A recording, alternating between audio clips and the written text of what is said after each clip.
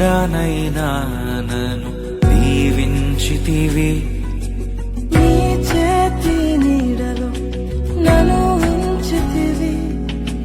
నీ రక్షణలో నన్ను కాపాడితివి. నీ అనురాగము ఎంతో గొప్పది, నీ సంకల్పము ఎంతో గొప్పది, నీ అనురాగము ఎంతో గొప్పది.